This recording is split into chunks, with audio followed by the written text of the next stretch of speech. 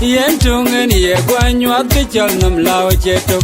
kapadala chetok ukamam ko ja chetok agun ngai pir tiamrot ye ma je pin lang gamian pinyenga yugo chiria kuyunga kiri padutiam yentungan ye guanyuat kechal nam lao chetok kapadala chetok ukamam ko ja chetok agun ngai pir tiamrot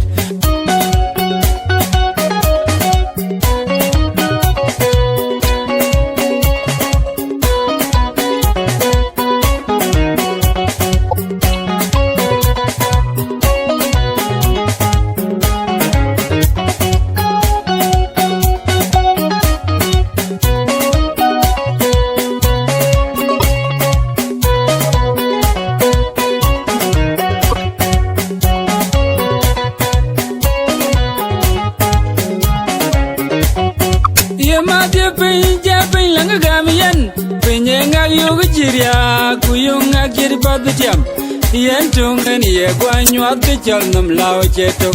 kapadala chetok ukamam ko ja chetok agun ngai pir tiamrot ye ma je pin lang gamian pinyenga yugo chiria kuyunga kiri padutiam yentungan ye guanyuat kechal nam lao chetok kapadala chetok ukamam ko ja chetok agun ngai pir tiamrot ungai pir ga bai chepu kamam Ran ngi piri yaran cherer dak Wen cherer nyai loy Kima jir kaloi Uta jir kaloi Uran tuj jir kaloi Uaskari jir kaloi Jola la temelon ni kugo Ngwara rai ke mem Kalar tampur dom Kalayu ka wiriel po Ngwara rai ke mem Pelaya lui lon tuk Kalayu yelon det chi ka janin la jol tem go jor ngwara rai ke mem so kwari ay kinin dan ka wen ruwen kwet kwelon yej la jol tem go jor ngwara rai ke mem na ya mem kwari ben kayen kin chi wo wel kalon te bu jer pir barian kamoy kaya jal jer kai de jer jal der wa kolwar jalo jer kuyendan wa kol kuya kol kinia uwat kuya kai bejam chang kiria ke wo ye ke kalang ajor akek menji chang kariel galang chewo akek nyir kuya kai bejam chang kiria ke wo ye we galang ajor awek menji chang kariel galang chewek awek kana juk jala wun kai tang pu ba wangich kuyan kin cha wangich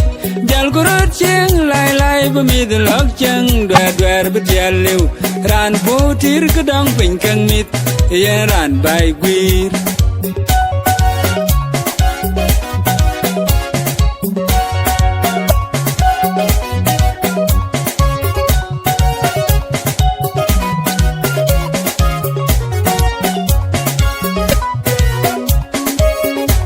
Naya mem kwariben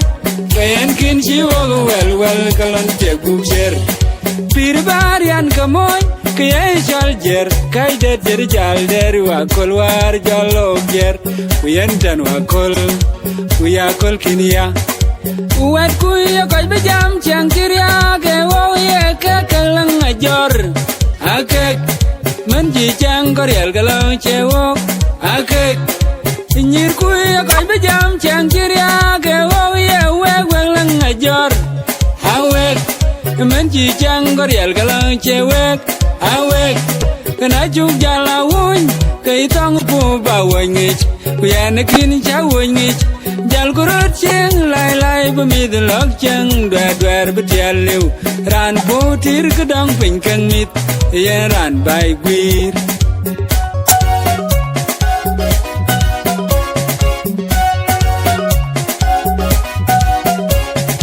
ye ma je pin lang gam yen pin ye ngal yu giria ku yu ngagir padetiam yen tungen ye gwanyo ke chal nam lao chetok kapo dala chetok ukamam ko ja chetok agun ngai pir tiamrot e ma je pin lang gam yen pin ye ngal yu giria ku yu ngagir padetiam yen tungen ye gwanyo ke chal nam lao chetok kapo dala chetok ukamam ko ja chetok agun ngai pir tiamrot ungai pir ga bai jepu kamam ran ngai pir ya ran cheror dak un cheror ngai loi ki ma jir kaloi uta jir kaloi uran pyuj jir kaloi waskari jir kaloi jola la dem lon ni kugo ngwara rai ke mem salar tam purdom kalayu ka wirel po ngwara rai ke mem pele alu lon tu kalayu yelon de chi ka janin la jol tem go jor ngwara rai ke mem